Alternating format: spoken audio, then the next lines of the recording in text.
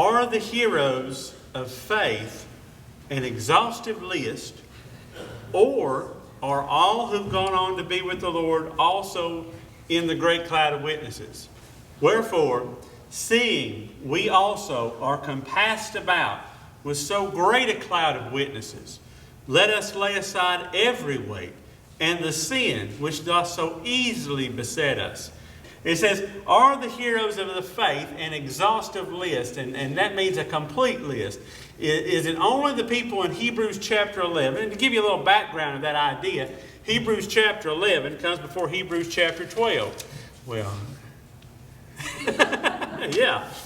Hebrews chapter 11 comes before Hebrews chapter 12. And in Hebrews chapter 11, there is this long discussion of faith.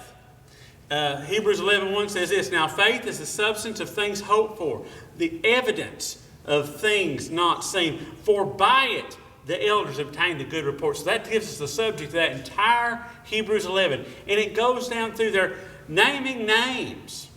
How would you like it if we were sitting here in church and we started naming names about the ones that had the great faith? Whew, kind of nervous, wasn't it?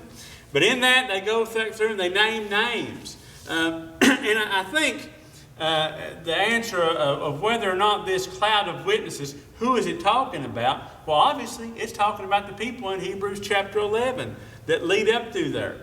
And it tells you right in Hebrews 11, 39 through 40. They told me when I was going through Bible classes, they said, always read a verse in the context. Don't just take it out to a point and not look what's before or look what's behind. So if you look immediately before this, it kind of gives you the answer. It says, and these all, having obtained a good report through faith, received not the promise. Well, what's the promise? Promise of Jesus. The promise of the Messiah. They were looking ahead, right? This is all the different people from out of the Old Testament. It says they received not the promise, God having provided some better thing for us, that they without us should not be made perfect. They were looking ahead to the cross, right? Not that cross, but the real cross, the cross where Jesus died. They were looking ahead to the Savior of the world who would come and pay the price for their sins. They were all looking ahead to Him. What do we do today?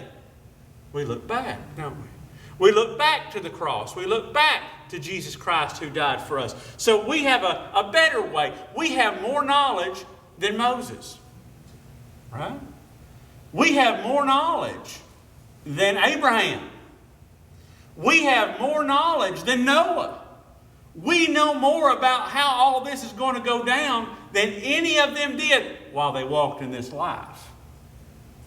We have more knowledge of that. So when he's speaking of this great cloud of witnesses, he's speaking back to those individuals who lived in all those dispensations that occurred before the church age, which is where we are right now.